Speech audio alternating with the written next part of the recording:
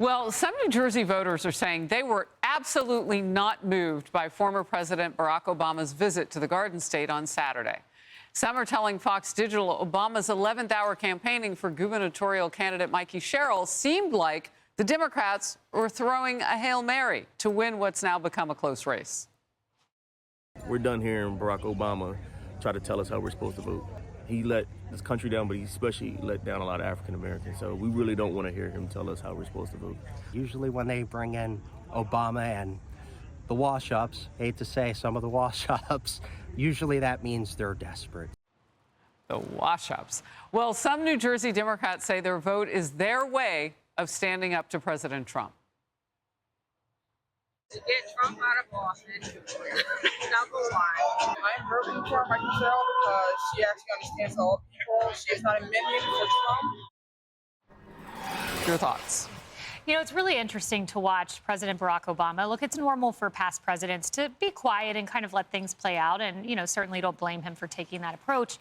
But he tries to be on the right side of the issues within his party on background to reporters. And I've noticed this trend. We were all sitting together at the RNC when the New York Times headline popped, Washington Post headline, I should say, Obama tells allies Biden's path to winning re-election has greatly diminished, according to multiple people who were briefed on the matter. So he essentially unleashed his allies to release that headline. It's typically how it works. Well, then all of a sudden Sunday, you get a new headline, this one in the New York Times. Obama calls Mamdani to praise his campaign, offers to be a sounding board, according to two people immediately briefed on the matter. Once again, very likely President Obama unleashed his team to go background to reporters. So rather than being a bold voice who kind of shapes his party on True Social the way Trump does, it's, hey, he's bold nonetheless. He does it to reporters on background. That's my guess. And it's just interesting to watch that take shape. And, you know, nothing wrong with it, but it's just an interesting way to maneuver. Yeah, you know, Bill, he did that in New Jersey. He did that in the Commonwealth of Virginia. And he told a Mamdani report show just a couple days ago that, you know, basically an also-ran. So when you get in there, let me know if I can support you in any way. Yeah, I would go back to the original conversation 30 minutes ago about which Democratic members of Congress here in New York endorsed Mamdani and which ones did not, because Obama did not. He said he had a conversation and want to use me as a sounding board and there for you, but he did not offer an endorsement. I think with regard to where he was in New Jersey and Virginia, what I look for is like, what town do you choose? What county do you choose? He went to Newark. That's Essex County. It's one of the 3 highest populated counties in the entire state, trying to drive the vote out. In Virginia, he went to the southeast side, down around the Tidewater, Hampton Roads area, in the Norfolk region there. Strong black population there. They got 2 colleges as well. So, I mean, maybe they see some weakness right now in that part of the voting public. You want to drive that out a little bit. I mean, maybe that has something to do with it. But I think the lack of it, I don't understand why the Speaker of the House, a Democrat, Hakeem Jeffries, would endorse Mamdani and Obama would not. I just don't get it. One more thing I want to throw out there.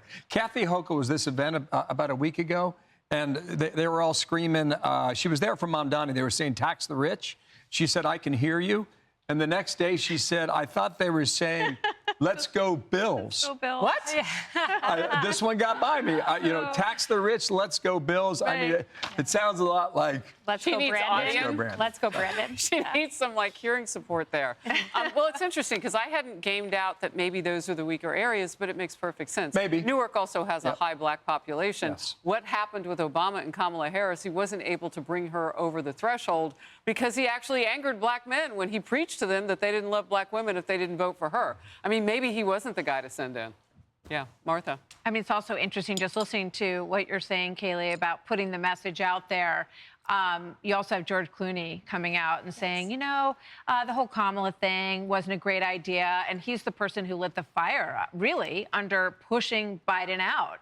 And there was a lot of discussion that that was what Obama, you know, sort of released him to do, to say, all right, we're going to pull the legs out from under Joe Biden and figure out if we can do something differently here. It's very interesting to watch this dance with Hakeem Jeffries. Schumer, I think, is, you know, I don't think anyone really would care either way if he came out and gave an endorsement to Mamdani or not at this point. But you see this dance where everyone's, you know, remember that old expression, like you can't be a little bit pregnant, right? So it's like, how close are you going to go to Mamdani, and you see people trying to weave this line because they don't know, is this the way the party is going, and do I need to warm up to this branch of the party, or can I stay over here like John Fetterman, for example, who's becoming the most interesting Democrat out there, who I'm going to have on the show later today. You can see this sort of dance between these two things. It's very hard to sort of be a little bit socialist. Yeah.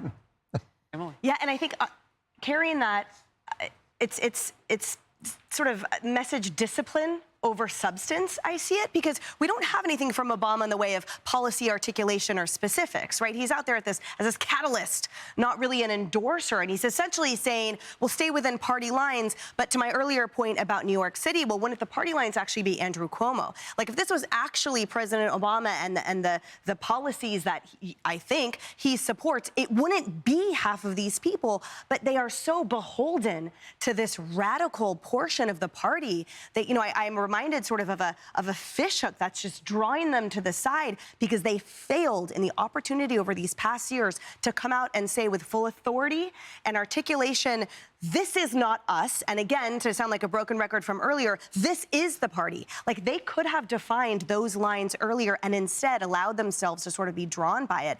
And I also see this as, frankly, an elite echo chamber, because without that specificity of policies, he's expecting that by walking out on the stage, someone will say, oh, okay, yes, that's how I'm supposed to vote, not realizing that people are actually independent thinkers. And to your point, he represented two people, one who said, you're not black if you don't vote for me, and then another that he told them they were racist and misogynistic if they didn't vote for her. How did that go? How did it go when you are told that you are not good enough and not able to think for yourself in your decisions? So I'm sort of curious here, because I think strategically it just shows that the Democrat Party is sort of being ruled by the past. Oh, Obama will fix it. You guys made this mess, and these policies will destroy you. No amount of him will fix it. Well, and Obama in particular, because he went so far left. He gave the nation Obamacare. He really did carry the mantle very early on for the kinds of politics now that are taking over the policy. So maybe in that sense, he was the right guy to bring in, because he must like it. He said to Zohran Mamdani, call me. I'm right there for you. Hey, everyone. I'm Emily Campagno. Catch me and my co-hosts Harris Faulkner and Kaylee McEnany on Outnumbered every weekday at 12 p.m. Eastern, or set your DVR. Also, don't forget to subscribe to the Fox News YouTube page for daily highlights.